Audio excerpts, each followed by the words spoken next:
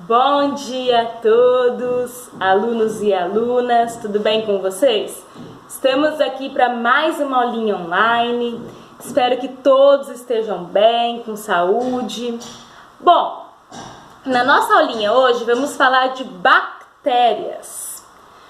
Bactérias. Quando nós ouvimos falar de bactérias, geralmente nós pensamos em doenças, mas nem todas as bactérias geram doenças, ok? Nós vamos aprender um pouquinho hoje sobre elas.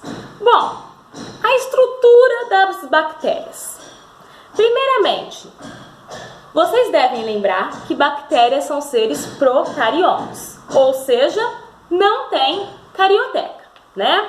Então, o material genético da bactéria fica solto ali pelo citoplasma.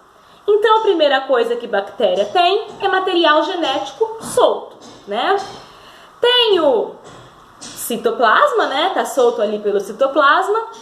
Tem a membrana plasmática, que é a proteção ali da bactéria.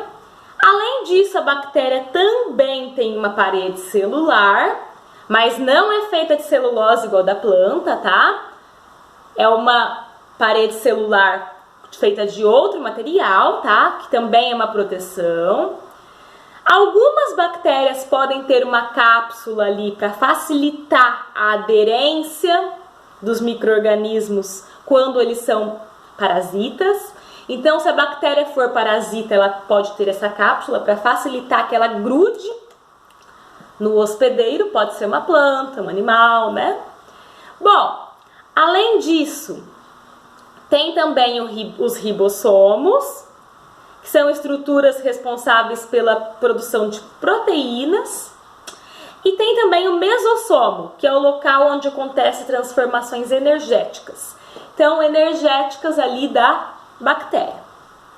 Algumas bactérias podem ter flagelos, que ajudam ela a se movimentar, como se fosse um rabinho que vai batendo e ela vai se movimentando.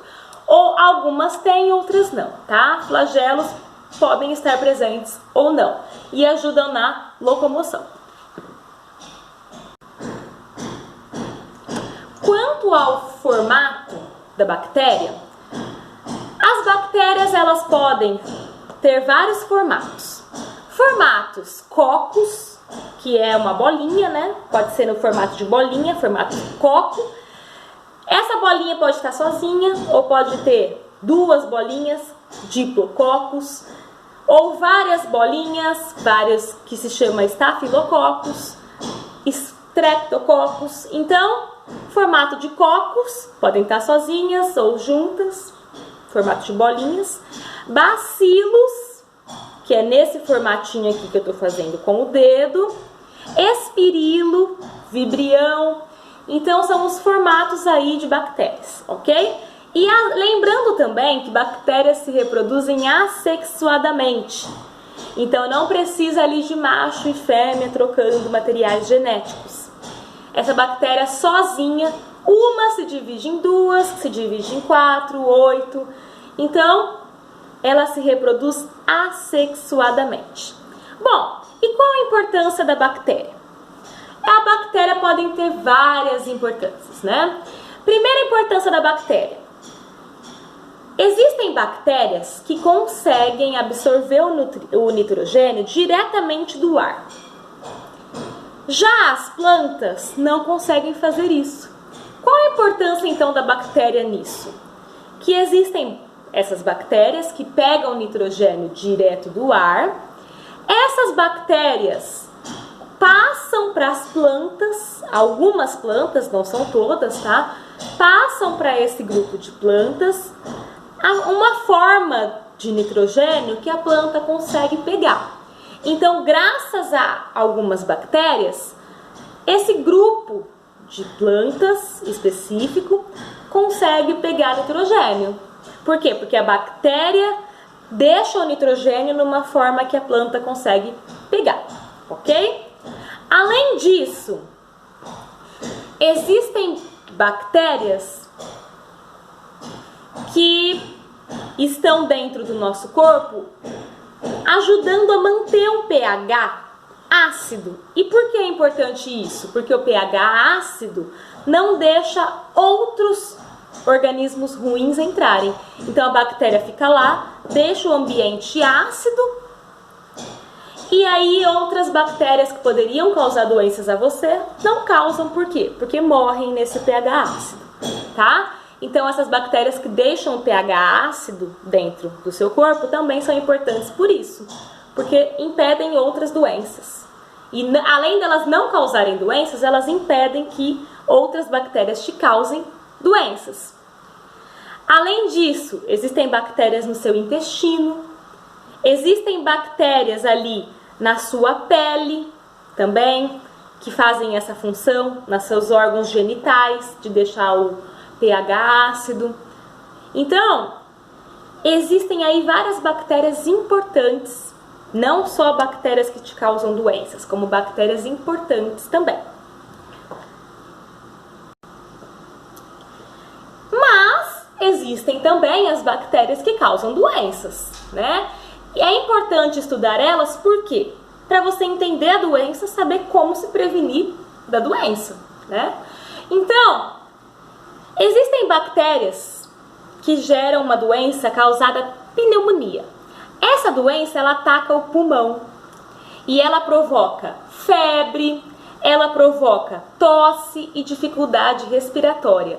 Essa doença ela é tão importante, a pneumonia, que estima-se que no 500 mil de crianças menores de 5 anos morrem por causa de pneumonia. E essa pneumonia é causada por bactéria, tá? Do gênero Streptococcus. Lembra do coccus, que são bolinhas? Streptococcus são várias juntas, ok? Salmonelose são bactérias que provocam infecções alimentares. Essas bactérias, elas causam vômito, náusea, febre, diarreia, e geralmente essas bactérias que causam a salmonela estão em alimentos que você não conservou direito, alimentos contaminados por fezes. Que jeito? A pessoa foi no banheiro, não lavou a mão direito, estava com a mão cheia de fezes, passou na comida, então você comeu aquilo. Então, ou alimentos que não foram conservados bem, ou alimentos que não foram feitos com a devida higiene, né? E essa salmonela causa inflamação no seu intestino. Por isso que ela causa fezes, por isso que ela causa aí febre, náuseas. E geralmente, quando você coloca o alimento para cozinhar numa temperatura alta, pode matar. Então, quando você come o alimento mal cozido, você tem maior chance de ter essa salmonela, tá? Sífilis é um tipo de doença bacteriana sexualmente transmissível, então transmite através de relação sexual. Essa doença, se ela não for tratada, se você não usar preservativo e pegar essa doença, não for tratada a tempo, pode comprometer aí seus olhos, sua pele, seus ossos, seu coração, sistema nervoso. Então é uma doença muito grave, tá? E tem também bactérias que causam botulismo. Essas bactérias geralmente também acontecem em alimentos mal conservados ou alimentos produzidos de uma maneira inadequada. Esse botulismo aí, ele paralisa o seu músculo, tá? Então você não anda. Então por isso, inclusive esse músculo pode ser da respiração também, pode te impedir de respirar, inclusive, ok? Então essas bactérias também são importantes para você conhecer e se prevenir.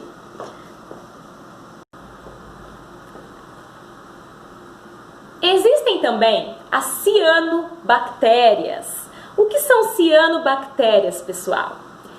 Cianobactérias, até pouco tempo atrás, era conhecida como algas azuis. Por quê? Porque elas são muito semelhantes às algas. Mas, recentemente se descobriu que elas não são algas, tá? Então, elas são muito semelhantes às algas, mas não são algas. Elas são procariontes e as algas são eucariontes. Então as algas têm carioteca e as cianobactérias não. Por isso que foi descoberto que elas não eram, porque elas são procariontes, tá? atualmente foi colocado no grupo de bactérias, porque elas são bem parecidas ali com as outras bactérias, beleza? Essas cianobactérias, elas são importantes por quê?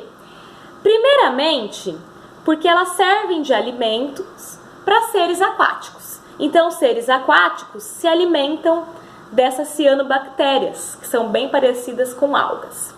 Além de servir como alimento, essas cianobactérias, elas são responsáveis por grande parte de oxigênio que está na água. Então, o oxigênio dos animais que estão na água, os animais que estão na água precisam respirar, e esse oxigênio quem que produz? Cianobactérias, em grande parte, né? Algas também produzem, mas as cianobactérias produzem muito. Então, as cianobactérias, elas são importantes porque elas servem de alimentos para os seres aquáticos e também porque elas produzem o oxigênio que está na água, ok? Lembrando também que essas cianobactérias produzem o seu próprio alimento. Então, ela faz fotossíntese, ok? Por meio disso que ela gera oxigênio ali como resultado no meio aquático. Bom, anotem aí agora, pessoal, fazer o desafio da página 7. Anotaram? Desafio da página 7. Vamos falar agora um pouquinho sobre as arqueobactérias. Arqueobactérias vocês conhecem muito bem, porque vocês fizeram um trabalho sobre elas, né? As arqueobactérias são bactérias que vivem em condições extremas. Então, essas arqueobactérias, elas conseguem viver em ambientes que outras bactérias não conseguem, que nenhum outro ser vivo consegue. Por exemplo, em ambientes com temperatura altíssima, em ambientes com a temperatura baixíssima, em ambientes com uma salinidade tão alta que